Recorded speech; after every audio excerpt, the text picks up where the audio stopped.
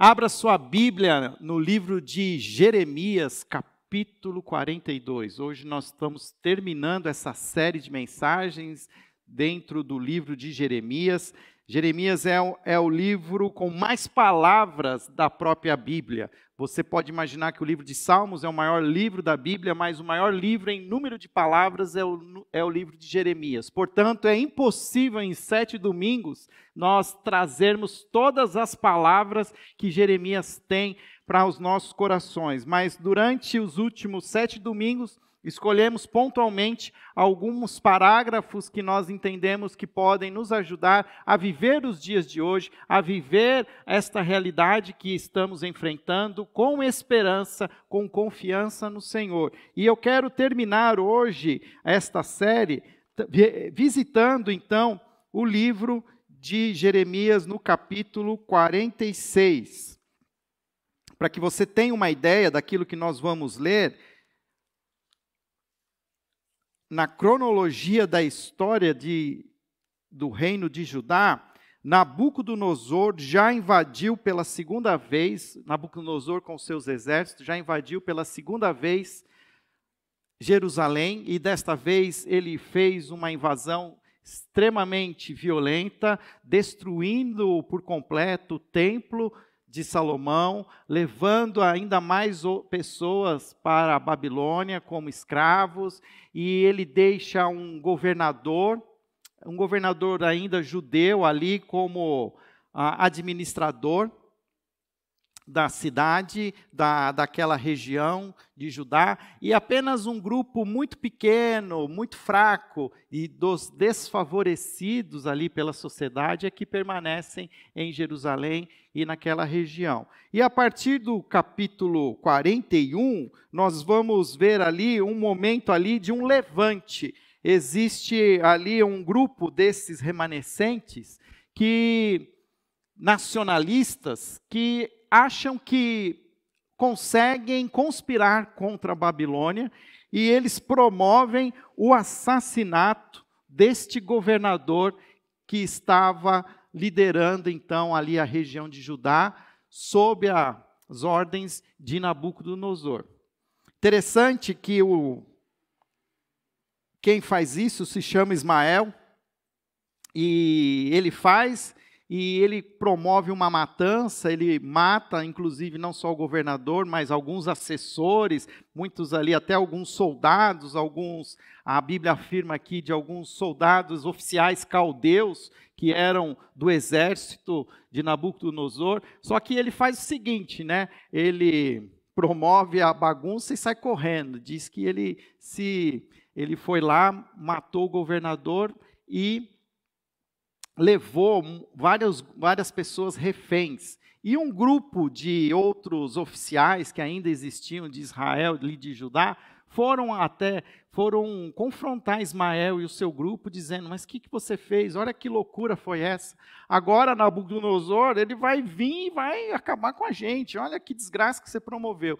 E quando esse segundo grupo chega para confrontar Ismael, diz que Ismael e os homens deles, eles fogem, vão para uma outra região, e aqueles reféns, então, eles são meio que libertados por esses oficiais, só que esses oficiais estão com medo de voltar para Jerusalém, e eles estão assim a 400 quilômetros, parece muito, né? Mas estão a 400 quilômetros do Egito, e eles estão começando a considerar: acho que é melhor a gente ir para o Egito.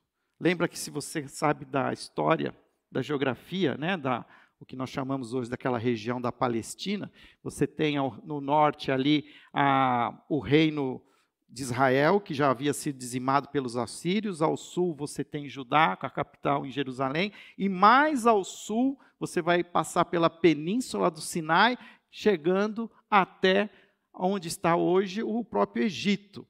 E há uma tentação deste remanescente de chegar no Egito e ali encontrar segurança. Por quê? Antes de eu ler o texto aqui, eu estou contando esse contexto para a gente entender o capítulo 46.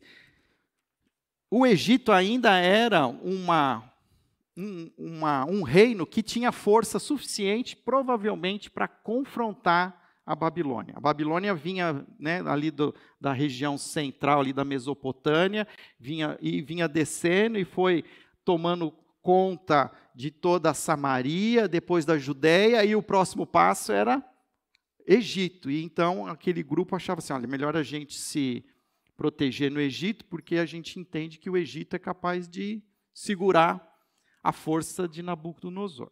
Então, agora, olhando para o capítulo 46, a gente vai começar a entender um pouco aquilo que está acontecendo. Jeremias, eu falei 46, perdão, é 42, desculpa. A fuga para o Egito, desculpa.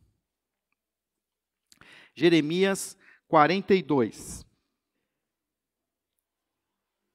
Versículo 1 diz assim: Então todos os líderes do exército, inclusive Joanã, filho de Careá, e Jezanias, filho de Osaías, e todo o povo, desde o menor até o maior, aproximaram-se do profeta Jeremias e lhe disseram: Por favor, ouça a nossa petição e ore ao Senhor, ao seu Deus, por nós, em favor de todo este remanescente. Pois, como você vê, embora fôssemos muitos, agora só restam poucos de nós. Ore, rogando ao Senhor, ao seu Deus, que nos diga para onde devemos ir e o que devemos fazer. Eu os atenderei, respondeu o profeta Jeremias. Orarei ao Senhor, ao seu Deus, conforme vocês pediram, e tudo que o Senhor responder, eu lhes direi, nada esconderei de vocês. Então disseram a Jeremias, que o Senhor seja uma testemunha verdadeira e fiel contra nós, caso não façamos tudo que o Senhor, o seu Deus, nos ordenar por você. Quer seja favorável ou não, obedeceremos ao Senhor, o nosso Deus, a quem o enviamos, para que tudo vá bem conosco, pois obedeceremos ao Senhor, o nosso Deus. 10 dias depois, o Senhor dirigiu a palavra a Jeremias, e ele convocou Joanã, filho de Careá, e todos os comandantes do exército que estavam com ele, e todo o povo, desde o menor até o maior. Disse-lhes então: Assim diz o Senhor, o Deus de Israel, a quem vocês me enviaram, para apresentar petição de vocês. Se vocês permanecerem nesta terra, eu os edificarei e não os destruirei. Eu os plantarei e não os arrancarei, pois muito me pesa a desgraça que eu trouxe sobre vocês.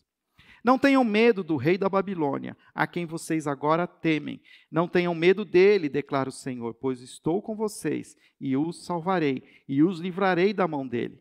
Eu terei compaixão de vocês e ele também lhes permitirá retornar à terra de vocês. Vamos parar por aqui. No meio de toda essa confusão, está o profeta Jeremias. Jeremias não foi levado cativo com o povo, aquela primeira escalão da sociedade, da realeza, que foi levado cativo para a Babilônia. Jeremias não foi, Jeremias ficou, e ele fica ali. E ele fica como uma testemunha ocular do que estava acontecendo. E esse povo, que agora estava a quilômetros de distância do Egito, começou a considerar, olha, talvez seja uma boa ideia a gente ir para o Egito. E eles então fazem uma petição, pedem para que Jeremias busque ao Senhor como profeta que ele era, e que através de Jeremias, Deus pudesse confirmar para eles: vamos para o Egito ou não vamos? E Jeremias, o texto, talvez você não tenha percebido isso, mas os comentaristas dizem, da maneira como o texto é escrito, ou no texto original, Jeremias fica meio assim, com o pé atrás com esse povo, porque ele fica, de alguma maneira, dizendo assim, assim, vocês estão querendo só achar uma justificativa para a decisão que vocês já tomaram. Tanto que Jeremias diz assim, eu os atenderei, eu vou fazer o que vocês me pedem.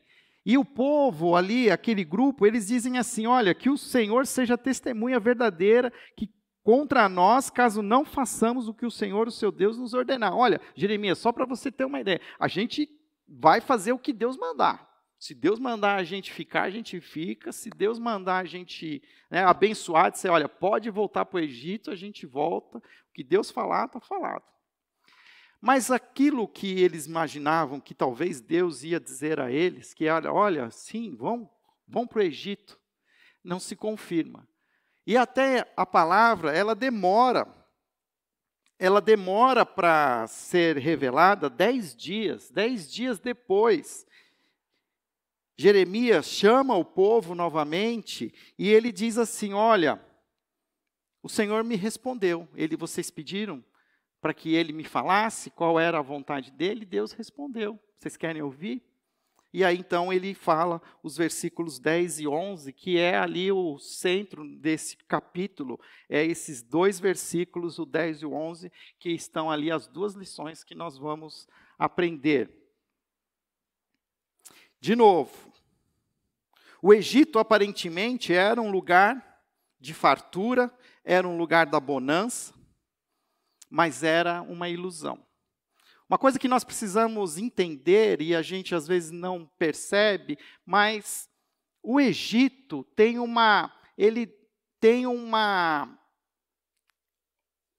significado de ser um local onde não está Deus. De um lugar onde, na história, o próprio povo de Israel se tornou escravo. O que este povo agora, que havia sido liberto do Egito e tinha já vivido centenas de anos em Judá, em Jerusalém, Samaria, o que eles estavam agora era tentados a começar a dizer assim, toda aquela promessa que Deus nos fez de ficar aqui em Canaã, essa terra que mana leite e mel, esse plano de Deus, ele faliu. Ele não existe mais, não tem ninguém para cuidar de nós. Eu acho que a melhor coisa que a gente faz é ir para o Egito, porque o Egito ainda continua tendo um faraó poderoso, o Egito continua ainda tendo um exército poderoso, o Egito ainda continua tendo um rio Nilo, que tem uma planície fértil, onde aquilo que você planta nasce, e mesmo que a gente viva lá de alguma maneira precária, nós teremos um pouco mais de segurança do que ficar aqui. Imagine o que Nabucodonosor vai fazer com a gente agora, porque alguns de nós, uns nacionalistas, conspiraram e mataram o governador. Nabucodonosor vai vir babando em cima da gente. Eu entendo o coração daquele povo, e era um momento de muita tensão. Eles já haviam experimentado por 2 vezes a força do Império Babilônico, e eles estavam de novo propensos a experimentar por uma 3ª vez. Eu fico pensando na gente aqui, né? Já passou por uma pandemia, uma onda, 2ª onda, agora vai vir uma 3ª onda, e a gente começa, né? E eu entendo a realidade, e eles estão ali com uma tensão, e quando nós estamos tensos, quando nós estamos com medo, nós vamos atrás daquilo que nós temos, dos nossos recursos, mas não necessariamente os nossos recursos são a solução para aquilo que Deus deseja que aconteça.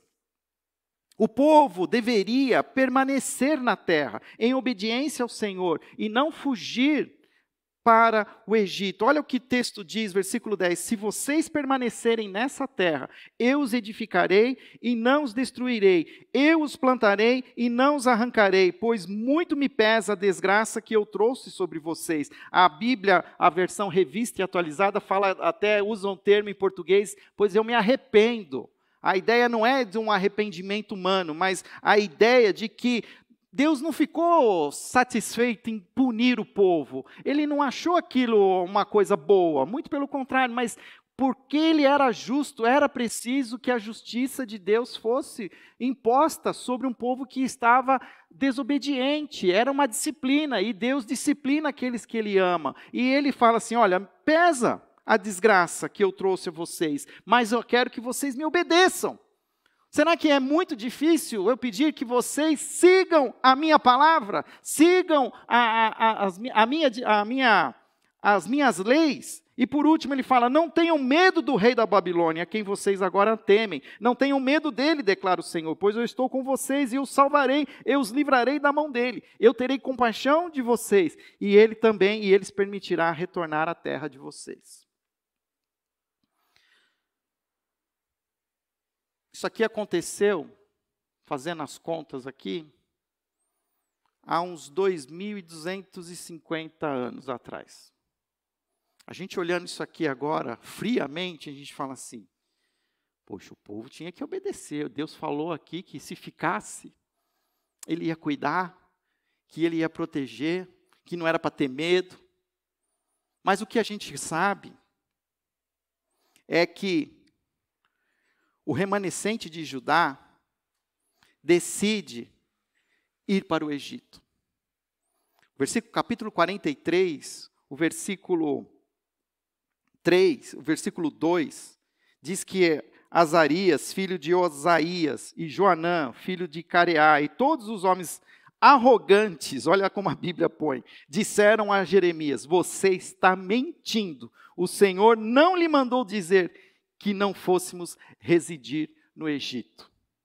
E eles até acham aqui uma desculpa, uma justificativa. É Baraque, mas é Baraque, filho de Nerias, que está instigando contra nós, para que sejamos entregues nas mãos dos babilônicos, a fim de que não nos matem e nos levem para o exílio na Babilônia. Baraque era um escriba contemporâneo e que vivia ali junto com Jeremias. E os comentaristas afirmam, inclusive, que a maior parte do livro de Jeremias foi escrito por Baraque. Porque Baraque, ele ouvia a palavra que Jeremias dizia de Deus e ele transcrevia. Ele era o escriba ali que documentou todo o livro de Jeremias. E aí, como eles conheciam, falaram assim, você quer saber? Isso daí não veio de Deus, isso aí foi o Baraque que falou isso daí. O Baraque está falando isso só para enganar a gente, para a gente voltar para Judá, e a gente vai ser escravo, porque Nabucodonosor vai vir e vai levar toda a gente embora. O povo, de novo, deveria fazer o quê? Permanecer na terra em obediência ao Senhor, e não fugir para o Egito. Mas não foi isso que aconteceu. O texto vai continuar dizendo, porque o povo foi para o Egito, aquela parte do povo que foi para o Egito, eles vão morrer no Egito, inclusive Jeremias, porque eles levam Jeremias à força. E os comentaristas também afirmam que provavelmente Jeremias morreu no Egito, foi morto ali. Provavelmente ele devia ter, agora é a minha interpretação, ele falou assim, eu te disse, eu não te falei? Eu falei, eu te disse. Aí foram lá e né, acabaram com Jeremias. Mas como é que a gente sabe? Porque Baraque ficou vivo e Baraque escreveu aqui o que tinha. Provavelmente Baraque ficou em Israel, ficou em Judá, não foi levado. Mas aqui existem algumas lições importantes que nós precisamos aprender. Não ir ao Egito significava aceitar a disciplina do Senhor, permanecer nos caminhos de Deus, obedecer aos seus mandamentos, arrepender-se dos seus pecados. Vamos pensar aqui no nosso contexto. O que o Egito mostra para nós? Que nós éramos escravos do pecado e que Deus enviou o seu Filho Jesus para nos libertar. E não é uma coincidência que a crucificação de Jesus aconteceu na Páscoa, no mesmo dia em que o povo de Israel foi liberto do Egito através da morte dos primogênitos. O primogênito de Deus, o Filho de Deus, o Cordeiro perfeito, morre na cruz, derrama o seu sangue, para que todo aquele que nele crê não pereça, mas viva eternamente. Porque o sangue de Jesus foi derramado naquela cruz, nós fomos libertos do pecado. Nós não vivemos mais sob a força do Egito. O Egito, para nós, precisa ser entendido como sendo a antiga realidade, a vida que vivíamos antes de conhecer a Jesus. E o que acontece é que o Egito ainda existe, o pecado ainda existe, ele ainda nos assombra, ele ainda está a alguns quilômetros de distância, ele está do outro lado da rua, ele está ao nosso redor, e nós temos uma tentação de que quando as circunstâncias estão difíceis, quando ficar e obedecer o que Deus deseja que façamos se torna difícil, nós somos tentados a fugir de volta para o Egito. Permanecer na terra do Senhor é a primeira lição que ele diz: se vocês permanecerem nesta terra, permanecer na terra do Senhor é entender que é o lugar da obediência, onde Deus deseja que você fique. Eu não conheço o seu chamado, mas todos nós fomos chamados, todos nós um dia ouvimos a voz de Jesus e aceitamos o convite. E eu tenho certeza que Jesus falou alguma coisa para você. Ele tem dado a você uma direção, ele tem falado ao seu coração quem você deve ser em Cristo, como homem, como mulher, como marido, como esposa, como um profissional. Em Cristo nós somos chamados a viver em obediência ao Senhor, mas isso não significa que os nossos dias vão ser fáceis, que obedecer a Deus vai ser bom, muito pelo contrário, vai ter circunstâncias difíceis, haverá sacrifício. Obediência envolve sacrifício e esforço. Todos nós queremos ter sucesso. Você quer ter sucesso? Eu quero ter sucesso. Agora, Jesus Cristo foi um sucesso ou não? Sim ou não? Sim. Mas Jesus foi um sucesso na cruz. Ele obedeceu até o fim. Ele obedeceu à voz do Pai. E foi obediente até o fim, até a morte de cruz. Percebe o que significa ser obediente? Para Deus, a obediência envolve sacrifício, envolve esforço. A pergunta que não quer calar: qual é o lugar da obediência na sua vida? Aonde Deus tem mandado você permanecer, que você está sendo tentado a fugir para o Egito? Pode ser qualquer coisa que envolve a sua realidade. Pode ser a sua profissão. Deus te chamou para ser um homem de negócio, uma mulher empreendedora, alguém com as suas mãos. Faça negócios. Mas antigamente, antes de conhecer a Jesus, você ganhava mais do que você ganha agora, porque agora é tanto imposto, é tanta coisa. Essa coisa de dar a César o que é de César, parece que tudo é de César, nada é meu. Permanecer na terra do Senhor significa dar lugar para a obediência. Qual é o lugar da obediência na sua vida profissional, na sua vida de negócios? Qual é o seu lugar de obediência no seu relacionamento com outras pessoas? E aqui eu falo, por exemplo, do casamento. Deus chamou você para o casamento e você está casado. Por que você vem falar para mim que você não quer mais estar casado? Por que você não vai mais? Por quê? Porque a grama do vizinho, né, o Egito, a grama do Egito, eu não sou mais feliz. Não só é casamento, mas também questões da sexualidade para o solteiro. Eu quero me preservar, eu quero me manter em obediência ao Senhor e vou me manter puro. Mas o Egito ensina para mim que, olha, você devia aproveitar, você está perdendo seu tempo, está todo mundo aí, né? Mas o Senhor tem dito o seguinte: permaneça em obediência. A obediência é a condição do sucesso. E o contrário é a mesma história. A desobediência precipita o fracasso. O fato é que para nós sucesso não é aquilo que o Egito vende para nós. E nós continuamos ainda sendo influenciados pelo Egito. Mas nós precisamos ter uma conexão, uma intimidade com Deus para continuar entendendo o que Ele quer de nós. Por isso eu faço a pergunta para você: o que Deus chamou você para ser em Cristo? A minha maior tentação é deixar de ser pastor. Falo sério.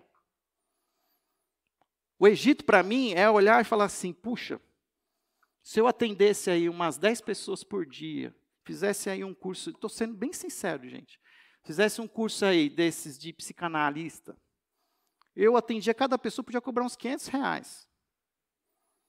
E a hora que eu não quisesse mais, eu fechava a porta e ia para casa dormir. Esse é o Egito para mim. Mas um dia Deus me chamou para uma outra coisa. Ele disse assim, você me ama? Pastoreie as minhas ovelhas. Não significa que vai ser o melhor, que eu vou gostar, que é o que vai me fazer feliz. Mas Ele prometeu, se você permanecer na terra da obediência, eu edificarei você e não te destruirei. Eu te plantarei e não te arrancarei. É aí que vem a fé. O justo viverá pela fé. O que nós temos vivido, eu entendo, é um momento de crise de fé. Onde parece que o Egito se torna uma opção. Puxa vida, hein? Por que eu não pensei nisso antes? E a gente se convence do Egito de tal maneira que até mesmo a gente pede para Deus abençoar a nossa intenção. Porque o que esse povo estava querendo? Era que Deus falasse, olha, pode ir para o Egito, é isso mesmo, vocês tiveram uma boa ideia. Puxa, como eu não pensei nisso antes? Vamos para lá que eu seguro Nabucodonosor aqui para vocês. Deixa comigo. Não, o justo viverá pela fé. Nós precisamos permanecer na obediência, permanecer onde o Senhor nos chamou. E a segunda lição que Deus não só Ele diz para nós permanecermos na terra da obediência, mas Ele também diz assim, não tenham medo do inimigo. Ele diz, versículo 11, não tenham medo do rei da Babilônia, quem vocês agora temem. Não tenham medo dele, declara o Senhor, pois estou com vocês e os salvarei e os livrarei da mão deles. Eu terei compaixão de vocês e Ele também não permitirá não lhes permitirá retornar à terra de vocês. É a mesma palavra que Jesus trouxe. O ladrão vem para matar, roubar e destruir. Mas eu vim para que tenham vida e a tenham em abundância. Ele continua, eu sou o bom pastor. Confia em mim, não tenha medo, eu estou com vocês. A realidade é difícil, o rebanho está sendo cercado por lobos, o rebanho está sendo cercado por precipícios, mas sigam a minha voz, eu sou o bom pastor, não tenham medo. A palavra não tenha medo é a palavra mais repetida na Bíblia, é o versículo que você vai encontrar o tempo todo, não tenha medo. E parece que quando nós abrimos mão da nossa fé, é quando nós temos medo. É o tempo todo, a gente vê essa relação entre fé e medo. Jesus estava andando sobre as águas, aí sempre Pedro, né? Fala assim, se ele pode, eu também posso. Aí o que ele falou? Jesus, venha! Ele foi, pisou, entrou lá, né? Sustentou. Mas o texto diz que ele começou a olhar para o vento forte, viu a onda, e ele teve medo. E ele começou a afundar. Jairo foi chamar Jesus para que ele pudesse ver a sua filha que jazia no leito de morte. Jesus ainda foi interceptado por uma mulher que estava com um fluxo de sangue contínuo. Até que Jesus esteve com aquela mulher, a notícia chegou para Jairo. Jairo, não importune mais o mestre, pois a sua filha já morreu. Jesus imediatamente vira o rosto para ele e diz assim, Jairo, para de olhar para os servos, olha para mim, olha para os meus olhos. Não tenha medo, tão somente creia. Precisamos voltar a olhar para Jesus. O fato é que a gente vive hoje numa realidade em que você pode ligar a sua televisão, você pode entrar, acessar a internet, ver as redes sociais. Nós vamos ter o Egito ao nosso redor 24 horas por dia, 7 dias por semana. Eu não preciso fazer nada para o Egito se escancarar na minha cara. Mas eu preciso permanecer em Jesus. João 15 diz isso, eu sou a videira e vocês são os ramos. Permaneçam em mim. Olhem para mim. Não olhem para as circunstâncias, não olhem para o vento forte. Sabe como termina o Sermão do Monte? O Sermão do Monte termina assim: aquele que escuta as minhas palavras e as pratica é semelhante a um homem sábio que construiu a sua casa sobre a rocha. Vieram os ventos fortes, a inundação chegou e a casa permaneceu. Mas aquele que ouve as minhas palavras e não as pratica é semelhante a um homem insensato que construiu a sua casa na areia. O vento veio forte, a inundação subiu e a casa caiu. A gente sabe as diferenças, mas a gente não presta atenção nas semelhanças. O que tem de igual? A mesma realidade, o vento forte, a inundação, vem para todo mundo, vem para o justo, vem para o injusto. Vem para o sábio e vem para o insensato. Achar que você não vai ter problema nenhum, isso não existe. Eu estava vindo ontem até umas entrevistas de um psiquiatra, o psiquiatra estava falando assim, olha, eu ensino os meus pacientes a dizer assim, olha, paz vocês terão na eternidade. E de alguma maneira, o que ele está querendo dizer assim, os perrengues vão ter. Se não fosse a terceira onda agora, vai ser uma outra circunstância, vai ter alguma outra coisa. Sempre vai ter alguma coisa que vai tirar de nós a nossa segurança, o nosso senso de obediência. E vamos ser tentados a buscar uma solução que aparentemente parece ser a mais agradável. E a gente até espiritualiza isso. Não, nós vamos orar, vamos pedir, o Senhor vai dizer que é isso mesmo. E se o Senhor diz que não? Como foi com o profeta Jeremias? Nós precisamos aprender, então, a seguir a Jesus. Tiago, capítulo 4, versículo 7, eu vou encerrar para a gente celebrar a ceia. A obediência a Deus faz o inimigo recuar. Muitas vezes nós estamos temendo um inimigo que já foi derrotado. E como nós nos mantemos fortes a esse ladrão que vem para matar, roubar e destruir, e que se apresenta às vezes de maneiras tentadoras. Tiago, capítulo 4, versículo 7 diz assim: portanto, submetam-se a Deus, resistam ao diabo e ele fugirá de vocês. Aproximem-se de Deus e ele se aproximará de vocês. Pecadores, limpem as mãos, e vocês que têm a mente dividida, purifiquem o coração, entristeçam-se, lamentem-se, chorem, troquem o riso por lamento e a alegria por tristeza. Humilhem-se diante do Senhor e ele os exaltará. A nossa história está sendo contada para uma eternidade. Nós não estamos vivendo uma história que vai terminar na semana que vem, ou daqui a um mês, daqui 2 anos, numa próxima eleição presidencial, ou numa eventual guerra. A nossa história está sendo escrita para que ela seja uma eternidade. Nós vamos viver em obediência, permanecer na terra da obediência, e nós não vamos ter medo do inimigo. A melhor maneira de resistir ao inimigo é obedecendo à voz de Deus. Como eu ouço a voz de Deus? Onde estão os Jeremias? A gente às vezes também quer apelar, quer achar um Jeremias que dá a palavra. A palavra está aqui, meus queridos. A gente precisa ter vontade, mergulhar na palavra.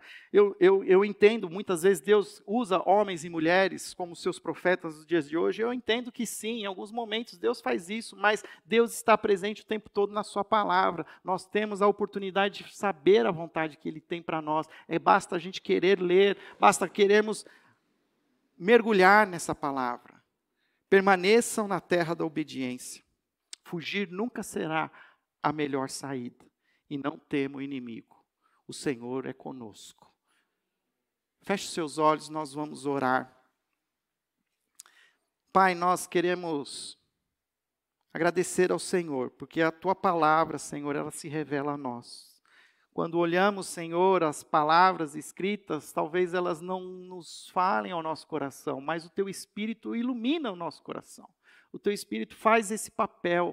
Pai, continua atuando em nós através do Teu Espírito Santo, nos convencendo do pecado, da justiça e do juízo. Possamos continuar ouvindo a voz de Jesus, que o Teu Espírito sopra em nossos corações. Pai, tira de nós o medo. Mas ao mesmo tempo eu sei que eu preciso olhar mais para Ti, buscar mais ao Senhor, encher-me mais das Tuas coisas. O Egito tem me tentado, o Egito ele se mostra a mim de uma maneira como uma opção, onde eu posso me dar melhor, me dar bem, mas eu quero continuar obedecendo, eu quero permanecer na terra da obediência. Eu não quero temer o inimigo, mas eu quero confiar no Senhor, no meu pastor, porque o Senhor é o meu pastor e de nada terei falta. Essa é a nossa oração, em nome de Jesus. Amém.